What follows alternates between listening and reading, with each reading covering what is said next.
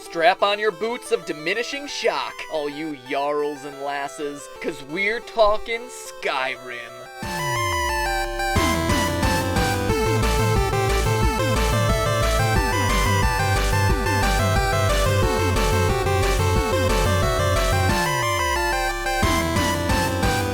Hello, Internet. Welcome to Game Theory, the unrelenting shout of video game education. I just foos rode and he dawed. You know, I used to be a gamer like you, but then I took a bi-weekly gaming vlog on and just don't have as much time anymore. But that's not to say that I missed out on gaming's hottest meme since Do a Barrel Roll, which for all you newcomers to the show, I disproved 2 episodes ago. Shameless promotion for the win! Anyway, it should come as no surprise that we're talking about this. I used to be an adventurer like you.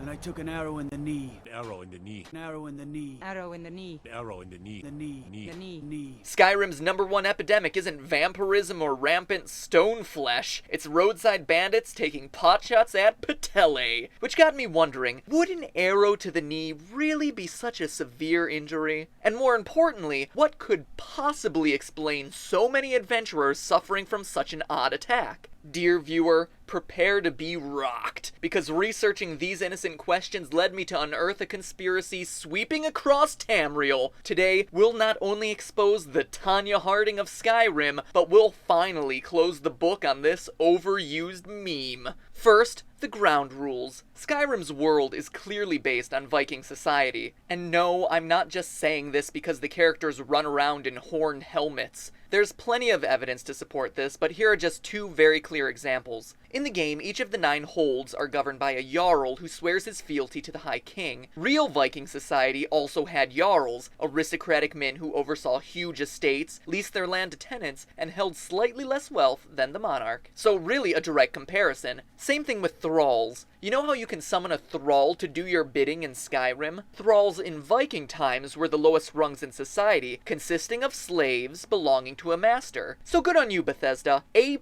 research. Except for the horned hat thing. You see, Vikings never actually wore helmets with horns or wings. This actually originated in the Bronze Age, anywhere between 3300 and 1200 BC. The Viking Age is dated at 800 to 1100 AD. A 2 millennia difference, missed it by that much. Anyway, if a Viking really were to get an arrow in the knee, what could they expect? Well, the knee is what's known as a hinge joint, allowing movement in only one direction. It's also the largest joint in the body, and the one that tends to be the most frequently injured. Just ask Willis McGahee, Dante Culpepper, and Donovan McNabb.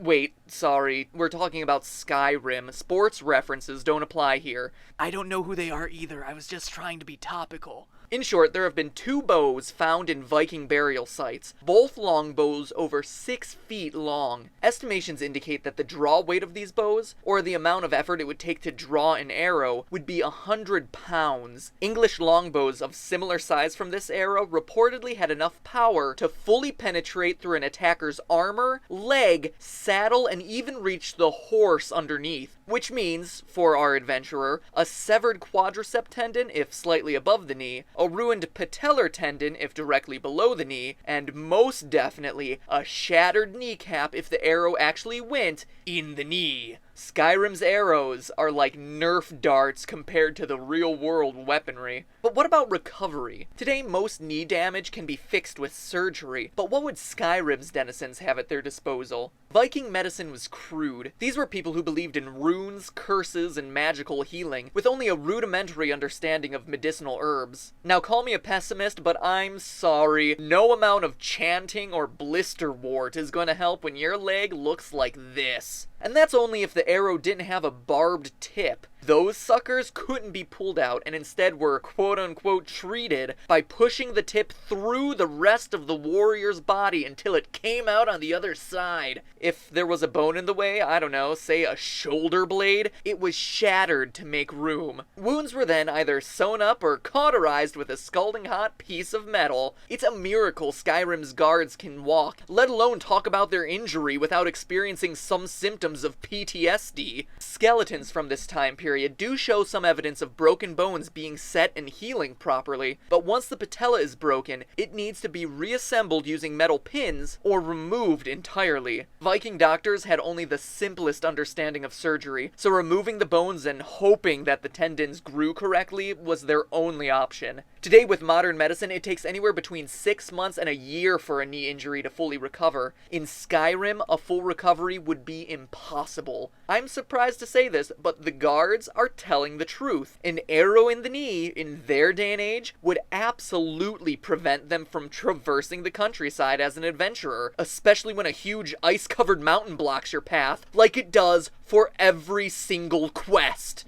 But I digress. So what? I hear the skepticism dripping from your comments. An arrow to the knee hurts. What have we learned? Well, a lot, actually. I'm kinda hurt that you asked. But what we've covered so far is about to help us uncover the biggest mystery of all. Who is behind all this knee targeting? If watching marathons of Law & Order reruns on TNT has taught me anything, it's that a crime needs a motive. And I ask you, what benefit is there to letting a wounded adventurer live? Think about it. How many times have you attacked someone in Skyrim with the intention of letting them escape? Looting a dead body is a whole lot easier than pickpocketing a live one after all. And a guy with an arrow in the knee is just begging to die. He poses zero threat. All he could possibly do is hobble back to town and get healed.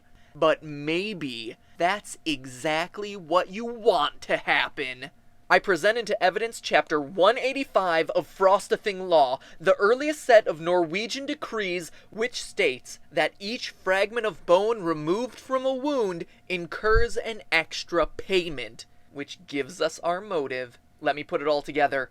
A hired hitman shoots an arrow in some adventurer's knee, but lets him live. The knee shatters into tiny bone fragments, but the victim is still able to make his way back into town to get healed. Since Viking Age medical practices can't repair a broken kneecap, the bone fragments must be removed. Coincidentally, the kneecap is one of the simplest bones to extract from the body, but for each fragment that comes out, the physician's bill gets higher and higher. In other words, there's gold in them thar knees. Which means that the group responsible for the knee busting can only be Skyrim's doctors. Ever wonder why there's no medics in Skyrim? It's because they all got rich off their knee extractions and moved to somewhere that's warmer than a witch's tit in winter. Say Somerset Island, leaving behind a generation of handicapped adventurers and a meme that got old a couple weeks before I got to this video.